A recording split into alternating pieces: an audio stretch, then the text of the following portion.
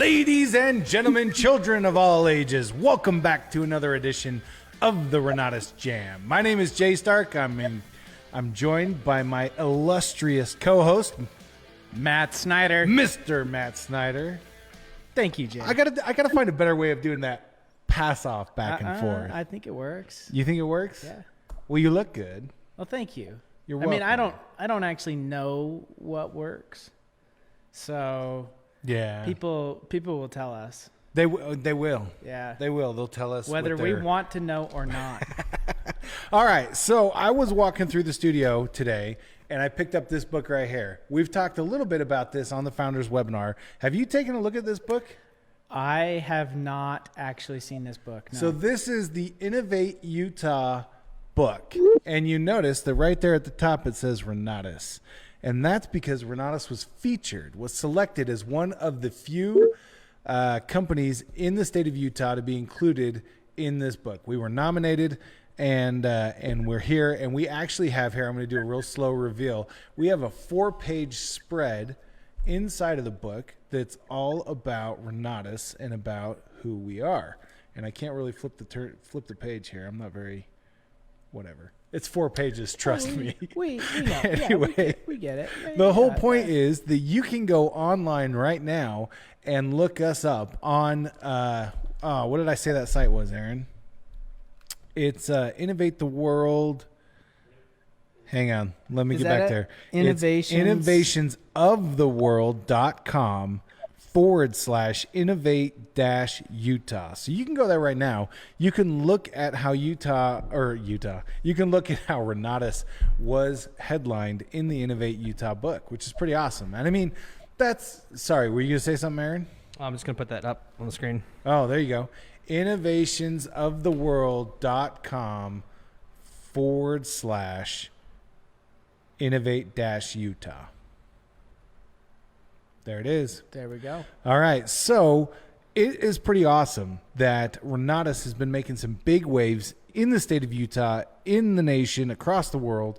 And Innovate Utah is just one more testament of that. But I mean, we've won Best of State how many years in a row now? 2 or 3. I think it's 3. We got three plaques up on the wall out there. Yeah. Well, then that would indicate 3. 3, yeah. So we have won Best of State 3 times in the state of Utah. And this last time, we didn't just win it in one category. We won it in 3 categories. Yep. We're kind of a big deal. Kind of a big deal. Yeah, a little bit. And a lot of people have started to take notice of that. So it's pretty awesome that we're tethered together. And, you know, I love saying that the reason why Renatus rocks is because of the phenomenal people that are associated with us. And we have one of the best today that is joining us on the podcast. That is none other than our top income earner, Mr. Nate Lambert. I feel like we need to give you like a round of applause for... Yes. Way to be here today. He's kind of the biggest deal. This guy. So Nate, I've got about a million different questions for you, but let me just ask you. I know that you're an extrovert. I know that you really like being among people, traveling the world. How are you handling this current atmosphere where staying at home is the new thing to do? Yeah, you know, it's definitely been rough for me. Like you said, as an extrovert, I've just been especially missing my Renatus family on Thursday nights and at the leadership and regionals. It's tough to have those. I mean, I totally understand, but why we had to do it. But man, I sure just miss seeing everybody. It's just not quite the same online. So I miss the family. Right on. Yeah, and I feel like we miss coming together too. I really miss being among the people. I really miss, shaking hands and kissing babies, all that fun stuff. And I shook hands. I never kissed babies. What? Yeah. You just had a baby. Shaking hands. What do you mean you don't kiss babies? My own babies. Yeah. I don't walk up to other people's. Just randomly start kissing babies. I bet that's probably not very politically correct. Probably not, Matthew. It's I'm pretty sure that they tend to frown on that in public. Yeah. I don't know, Nate. Where do you weigh in on kissing babies? I'm with Matt. Kiss your own baby. Oh man, that's awesome. So, all right, let me ask you this question. The national conference, you were here in the studio with us during the awards banquet, and there were like, I don't know, 10, 15 people in the room, and we were going through, and we of course saved the 5-star winner circle for last. And as we were going through the 5-star winner circle, and it became evident that you were the grand champion of the 5-star winner circle, what kind of thoughts were racing through your head, and how did that feel? Oh man, the suspense was intense. Like I had no idea where I was going to be. I thought there was a could hit it, but man, my heart was just beating. And when they announced Michael in second place, I'm like, it's just the greatest feeling. I mean, because I had literally had put up on my vision board. See, I have my vision board right up in front of my treadmill there, and I had that #1 income earner in Renatus. I had myself with the trophy, and so that was a huge goal that I had been shooting for 6 months. I wanted to hit it so bad, so it was an incredible feeling, like just indescribable. Nice. Does that mean we're going to see a repeat performance this year? Oh yeah, you betcha. I'm planning on it. Oh yeah.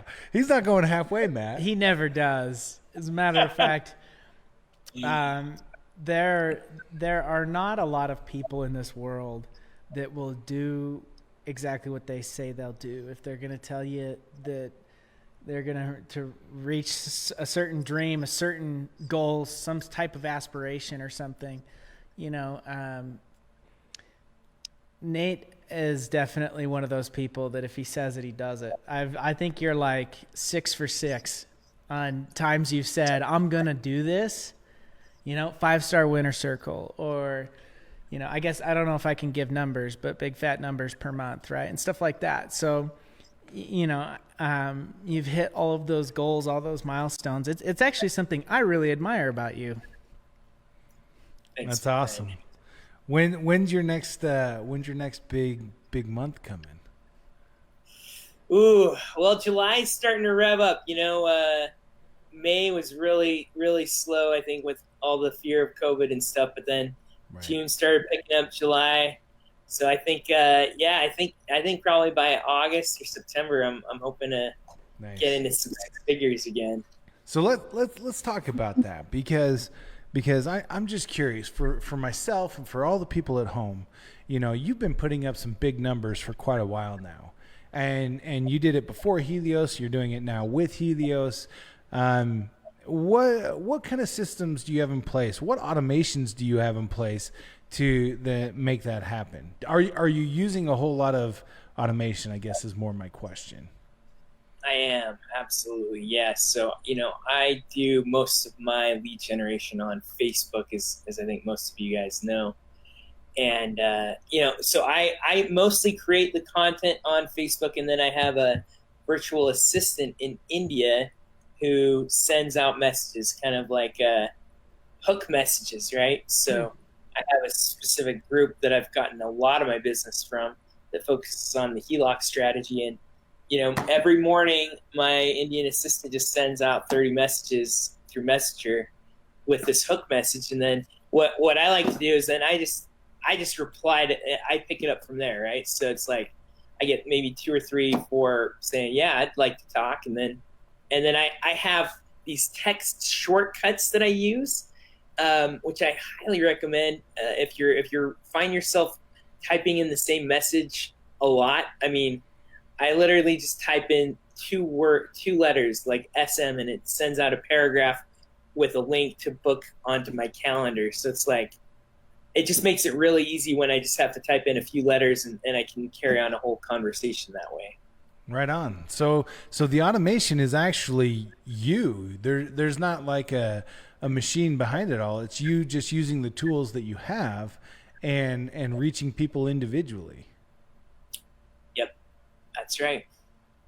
That's pretty phenomenal. So So let me ask you this question, because I know a little bit about your background, but why don't you give us a little bit of your background, right? You've been in direct sales now for decades, right?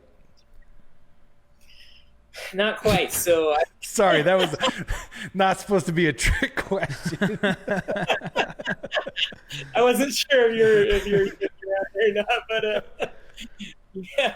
So yeah, I was, and I know you know my story, Jay, but yeah, I was a professor, right? I mean, I was in graduate school getting my PhD in psychology, making $14,000 a year. We were on food stamps. Literally, we could only afford one car, so I was riding my bike to campus every day, sometimes as much as 6 miles, and in the heat or the freezing cold with ice, right? So it was like, it was kind of a rough start, and literally as a professor, living from paycheck to paycheck, just wondering how was I going to travel. I mean, I have such a passion for travel. I still figure out ways to do it, like by like having other people live in my house, like swapping houses and crazy creative stuff. Like I figured out ways to still live my life to the fullest, but it was tough, when you're making just barely enough to survive. It's tough to really make things happen. So that's kind of where I came from, kind of the background. So Go say that again? Sorry, I missed that. Oh, go ahead. Well, so then how long have you been involved in this direct sales? So I got started with another direct sales real estate company for a few years. When I was a professor, I just, I knew there was something more. There had to be something more. I wanted to make a better income for my family. I started looking into real estate. I read a book, joined a direct sales company that wasn't Renatus, and I failed. I totally flubbed it. Like I made a list, contacted everyone. I mean, it's easy to look at, oh, Nate Lambert, like, oh, he got there quickly, like, but no, actually, like, I had a couple years in this other company and I didn't make a single sale, not a single sale in this other group. And so then when someone came and told me about Renatus, I was like, oh, well, that didn't go so well with me in this other direct sales and real estate investment group. So, but I'm like, I'm just going to try it out. And thankfully, I actually had an early success that gave me the confidence. And then, but it honestly, it took failing for a long time until I had that initial success. And that's why I like to tell people it takes a certain, skills. Like, don't just give up when the first person says no, because, like, for instance, I had 4 years before I even got my first deal. So it's like both on the direct sales and on the real estate side, like, I was not an instant success. It took me a long time to build up the skills and ability to be able to really start to rock. You just got to stick with it and keep going until you get there, and it's absolutely worth it. So how's that saying go? The master has failed more times than the novice has attempted to start, or something like that. It's something. Yeah. It's along those lines. I can't remember the exact verbiage. I'll think of something it. like the master has failed more times than the novice has started. And I that's what I'm kind of hearing you say, is that you had to fail over and over repeatedly in order to learn those lessons and to move forward to where you are now. The quote is, "The master has failed more times than the beginner has ever tried." Yes, there you go. See, I was close. You were very close. You were very close. Thank you. So Nate, let me ask you then, through this development, through all of the times you've failed, what are some of the meaningful lessons that you've learned that others maybe could shortcut learning from you rather than experiencing themselves? Yeah, I think one of the big lessons is mindset, right? You've got to believe in yourself. You've got to trust yourself. I mean, as you see, like every morning I'm repeating these affirmations as I'm running on my treadmill. I'm looking at my vision board. You've got to believe in yourself, and ultimately, you guys are in the right spot with Renatus. I mean, if I had started with Renatus, I think I would have found a lot more. I know I would have found a lot more success faster. I did 4 other programs before Renatus, and that's why when I found Renatus, I'm like, oh my gosh, this is everything. These guys have the full package put together. Before it was like little support. I mean, because you're going it on your own, right? These other groups, they come into town, give you a good show for a while, and then you're stuck trying to figure it out without any support. And so having that community and all the support you guys give is just huge. So let me ask you about that mindset.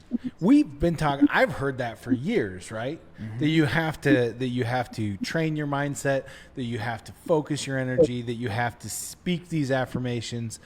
Why is it that not more people are focused, engaged, and willing to up their game when it comes to their mindset? What is so difficult about taming your mindset?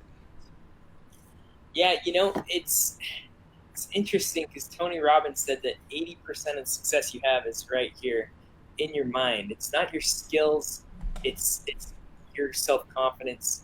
And I don't know why I think it just feels silly. You had that Saturday Night Live thing where the guy's like, I'm good enough, I'm smart enough, and gosh darn it, people like me, right? I mean, they kind of make fun of it, right? In the media. Like, it really works. Your mind is like a computer, and you got to program it on a daily basis. Do I have my hard days still? Absolutely, right? But like programming my mind for success and for confidence on a daily basis really makes a huge difference with how I start. So then as you're on your treadmill and you're staring at your vision board, do you say those words out loud then? I actually scream them sometimes. I mean, usually I just say them loudly, but there's one of my favorites that I got from the Wolf of Wall Street book. It's like the book, not the movie. Yeah, not the movie. Yeah. Right, the book. But yeah, it says, I don't need them. They need me. I am the prize, right? And sometimes I'll just shout out, I am the prize. And my wife can hear me and she'll like shout it out too, Oh, so man, I would pay good money for a hidden camera somewhere. Nate's standing in front of the mirror. I love it. Yeah, I mean, you gotta tell yourself that stuff, right? And when you tell yourself enough, you're gonna start believing it. Yep. Matt, are you the prize? I am. There's a lot of truth to that, though, that you get in or you get out of you what you put into you. Yeah. And we spend a lot of time looking at, diet and things that you take in physically, but I think it's almost more important mentally what you put into your mind. Right. Totally agree. That's fantastic. Yeah. Are you the prize? Are you kidding me? I am the prize. Jay's the prize. We have no doubt. Prize. No doubt Jay's the prize. No doubt. Prize, Jay, for sure. Dude, I love that. And I love how much passion you put into it because you are unrestrained and you're saying, you know what? This is who I am. This is what I create. This is who I show up as. As I enter a room, this is what I bring to the table. I love how much passion you put into that. And where mindset has been that catalyst for you, every person that we interview, they say the same thing. It's a process of becoming. That they've started to create more success as they've become somebody who can create more success. We've talked about that concept quite a bit on the podcast, and yeah, it really does. It comes down to becoming somebody that is worthy of the success, that right. can handle the success, that, what you put into your mind, I think, is everything. So I am the prize. I love that. What other encumbrances have you had? What other problems have you run into that you've had to overcome either once or even on a regular basis? Where you say, yeah, you know what? If I would have known that earlier, I could have avoided all of this heartache and pain. Yeah, that's a great question. I mean, I think a lot of it is that tendency that we all have to just want to give up. You know, I've felt that many times. Like, oh, I just can't do Why this. didn't you? Why didn't you give up? I didn't give up. I think partly because, Matt, I had a vision. Like, I had this vision of financial freedom, what it could mean. I had established that strongly in my mind. And it was just like I listened to this book called Real Estate Success Stories, and I heard all these people talking about how they did it, how they achieved wealth and financial freedom through real estate. And I just knew that somehow I could do it myself, even though it took me quite a long time to get things rolling. I had this belief, and I just kind of just fastened onto that. And I'm just like, I'm just going to keep going and going until I get there.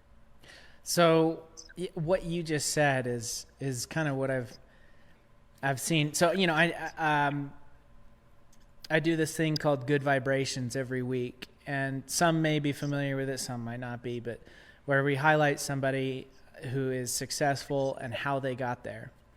And every time, like literally every time I find somebody, almost without fail, I say maybe there's been a couple, but that they got quote unquote lucky or something like that, but they are the few.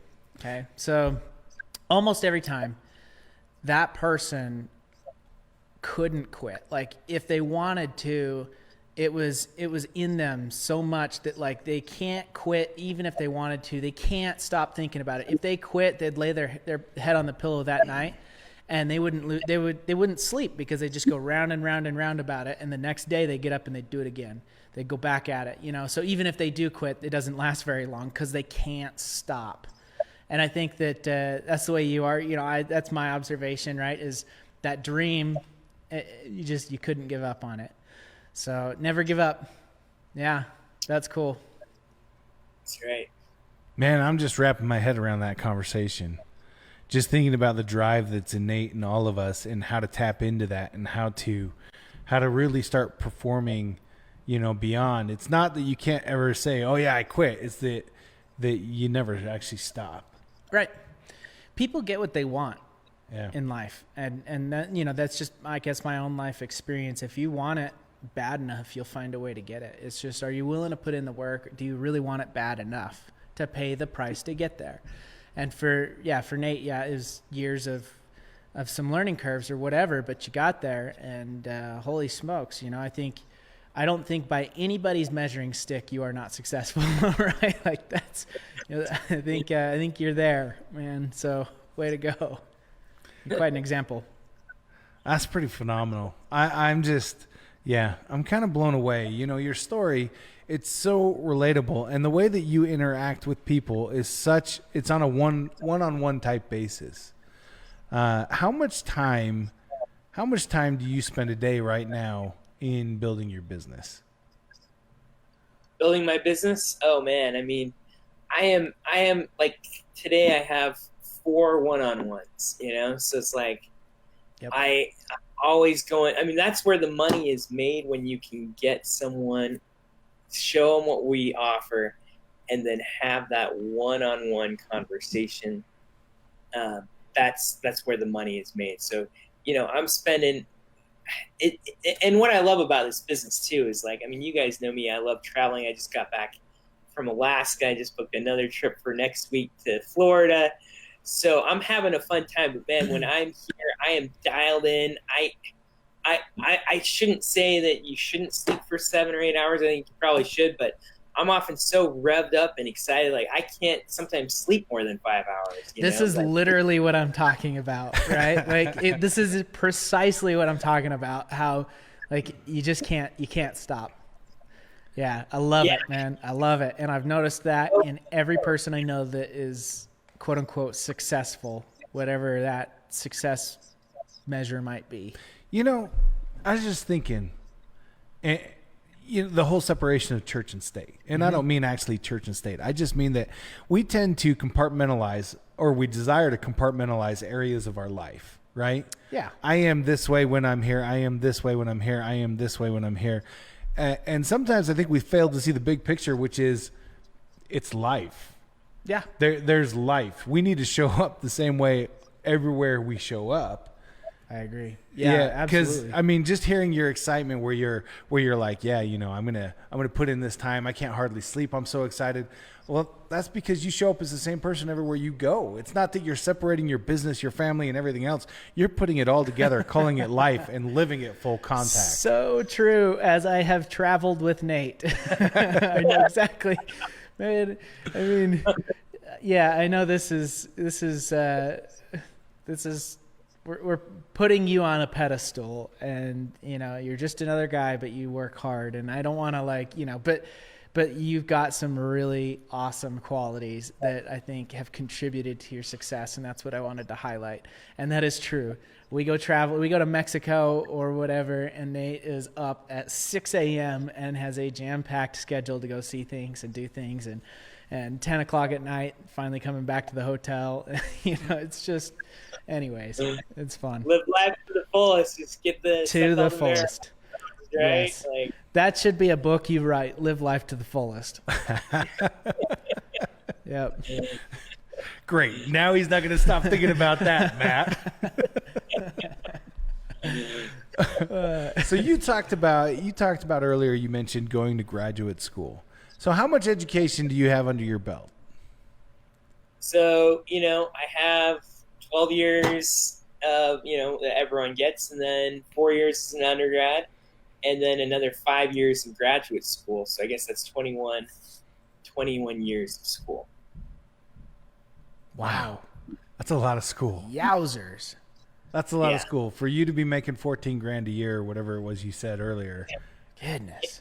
That's a lot of school. That is a lot of school. That is. I know. That's why I like the Renatus education. I mean, in terms of return on investment, oh my gosh, there's just no comparison, right? The practical, tactical knowledge that you can gain. I was telling my kids while we were in Alaska, I'm like, kids, because my wife and I were reminiscing about the, graduate school days of being on food stamps, making $14,000. I'm like, kids, do you realize, I make more now in a week than I did in a whole year. And that just really put things into perspective, Yeah. Man. I was going to ask you. I did in 5 years of graduate school, It's like, whoa. I was going to ask you what the most valuable education has been for you, but you kind of already hit that one on the head. So, yeah. So tell me, how are you going to ensure that your kids are able to have the same return on investment with education? That's a great question. I mean, I'm going to definitely encourage them to get all the education they can, but if they have the entrepreneurial tendencies, I'm not going to pressure them to necessarily finish. In fact, I've got my son, my 15-year-old son, Hiram. I just recently hired him to work in my business. He had gotten excited about working as a bagger at a local grocery store with his friend. And then, I'm like, that's going to cramp our travel style. I didn't want him to have to be bugging me about going on. Nate doesn't like being tied down to a job so much the people around him can't have one. So I'm like, son, how about you just work for me? And it's been so cool. I don't know why I didn't think. Well, partly because I wasn't sure if he actually had the desire, but since he had the desire to work, I'm like, hey, work for me. And so now he opens all my mail, pays all my bills, fixes my computer problems, even does some of my Facebook tasks that I used to have my virtual assistant doing. So it's man, he is learning the business and he's learning what it takes.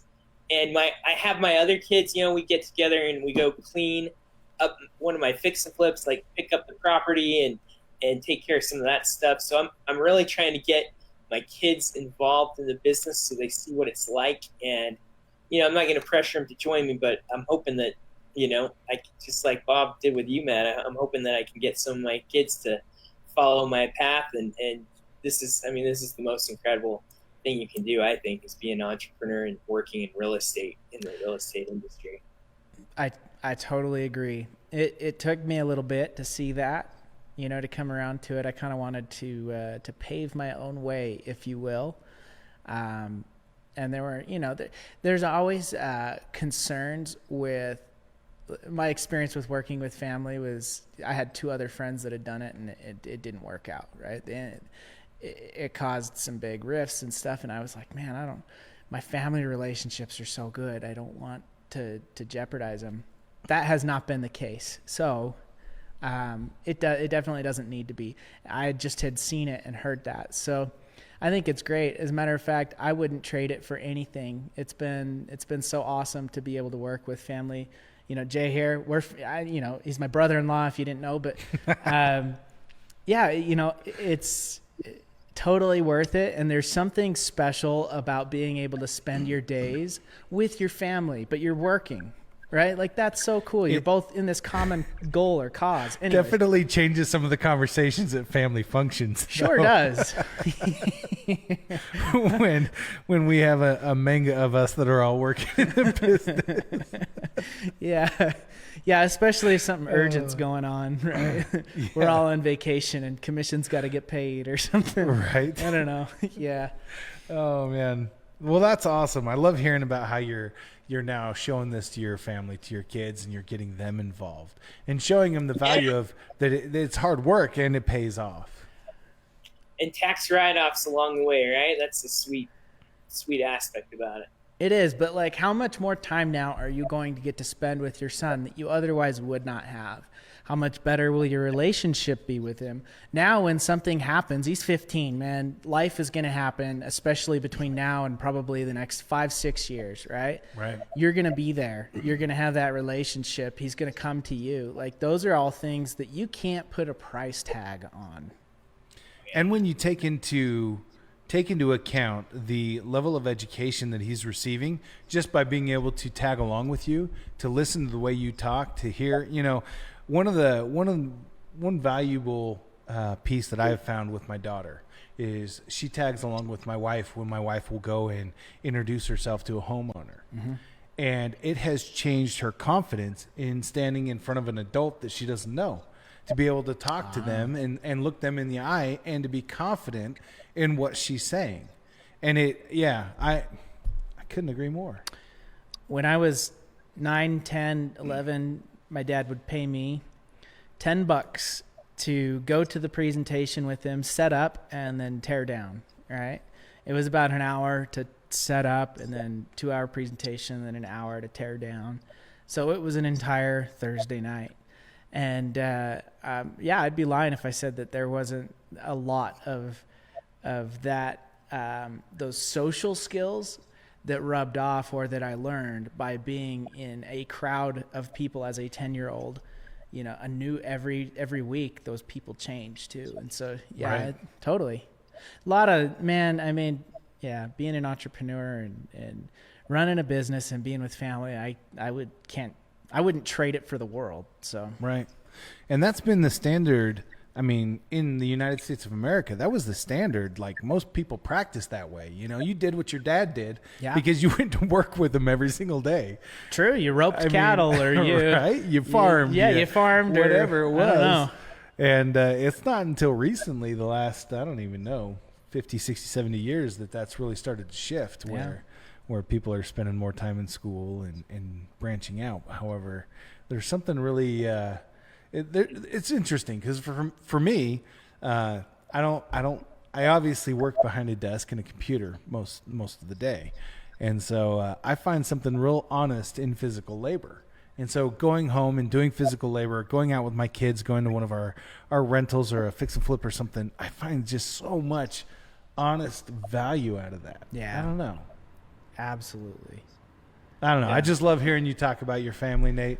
Hearing about how you're teaching them, showing them, how you're being an example for them, and how you're really trying to give them a head start on a lot of the hard times that you had to go through. Yes. Yeah, he's gonna have a leg up. Yeah, definitely. Definitely. So, okay, let me. Man, I'm just stuck. I love how you have made so much progress in such a short amount of time, and you're doing it you know, even with the shutdown that we've been experiencing from home, from a distance, what has been the most valuable tool that you've really become accustomed to, or that you've employed since May of this year, since we've really had all of these shutdowns happen? What's been the most valuable tool for you? Zoom. No, but I mean, honestly, like I feel really fortunate that 95% of my business before the shutdown was all online. And so it hasn't really changed much for me. In fact, I had, so I guess just getting that Facebook stuff going is so important, right? I mean, because it's a big purchase, and I think one of the biggest things that I've been able to do through my Facebook posts is to build a relationship, right? Like, I'm not just posting about real estate.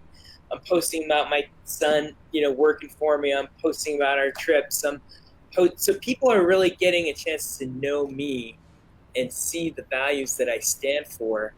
And so then when I reach out and we have an appointment, it's already this, even though I don't know who the heck they are, they know so much about me. I mean, I have people like telling me my life story, and when I jump on the phone with them, you know, and that's great, because then I can spend my time focusing on just really building a rapport, having a conversation, trying to get to know them. My focus is completely on them. Where's their pain points, and how can this really help them?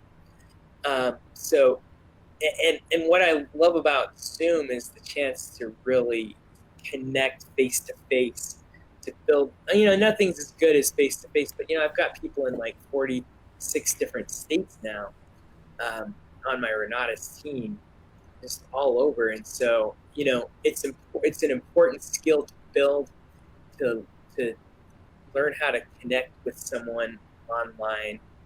And, you know, it's been tough because, like, I'm hoping it's looking like I'm looking at the camera, but I even like where I position the camera, like I try and put it at the top of the screen so that I can kind of like look, and it hopefully seems like I'm looking at you. But I mean, even just simple things like that, right? It's like, you know, it's a big deal. And so learning how to really connect with someone virtually in this new COVID environment is very important. Right on. So what would be like a simple step that people could take right now to start to kind of emulate some of the relationships that you've built over Facebook? So if somebody's brand new today and they come in and they say, you know what, I love what Nate is talking about. I love that idea of being able to build that relationship and represent myself, you know, just accurately and appropriately all over the place. So where is a starting point for the brand new individual?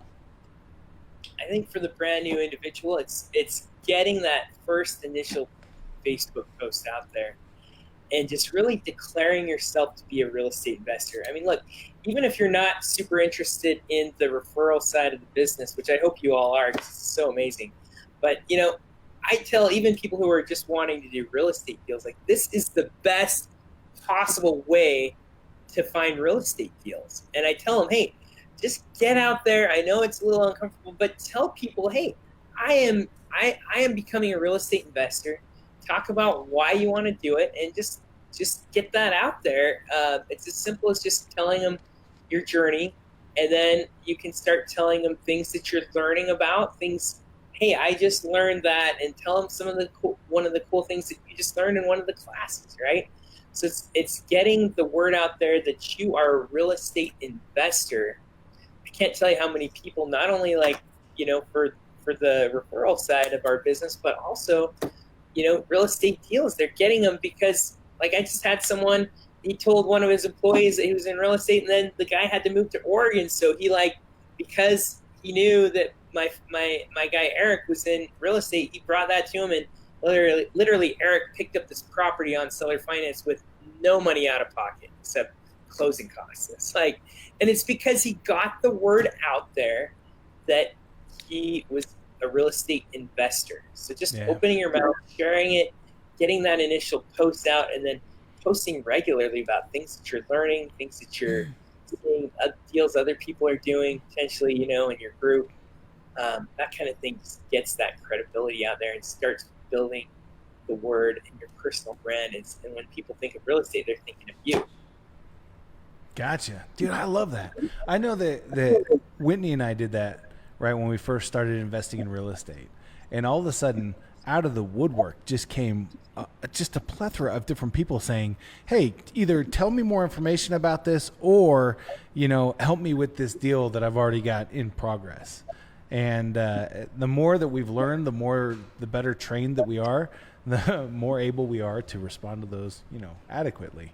But I love that idea. I love, the brand new person just needs to really start putting it out there and just say, this is who I am. This is what I'm doing. That almost feels like another form of affirmation, right? Yeah. Yeah. Just representing it, not just to yourself though, but to the whole world. Yep. And therefore that's the catalyst. That's the start. And you've got to hold yourself accountable and responsible to that. People start to look at you as that. And so, yeah, it kicks things off, let alone I've heard that from a lot of people that, when they make it known that they're real estate investors, that deals come to them because people know, and then, oh, my cousin is trying to do this with their house or something. Can you help them? You know a lot about real estate. And then there you go. Right. Absolutely. And I think it's part of an identity, right? Like, I think that was partly why it took me so long to get things ramped up, because I had that professor mentality, right? I had that W-2 mentality. I was almost like embarrassed thinking about my professor colleagues, seeing me in some sales meeting, right? Because it was just like, so, I think that's why it's so important to start just getting the word out, and because it'll change your own identity. If you start posting it, it starts becoming a self-fulfilling prophecy that, hey, yeah, this is who I am. And when suddenly people are going to start coming to you and be like, oh, I'm not really qualified. But then you're like, no, I'm a real estate investor. I can do this. Right? So that identity building is huge. Yeah. Oh, man. I love it. Nate, it has been so awesome having you on our podcast. It has been great just hearing and seeing your excitement, your enthusiasm for what you're doing. It's contagious. I get ramped up just talking to you because it's like, yes, I am the prize. I've got this. Oh, I love it. Thank you so much for taking time to be with us today. It has been an amazing, amazing podcast. Hey, my pleasure, guys. Thanks for all you're doing. We really appreciate you guys. We couldn't do it without you, your support and help. Awesome. And with this podcast, so thanks. Awesome. Well, one more time, I want to thank Aaron Peterson, our line producer, and as well, my co-host, the indomitable Mr. Matt Snyder. Indomitable. Thank you so much. Thank you. And just remember, for everybody at home, Renatus rocks.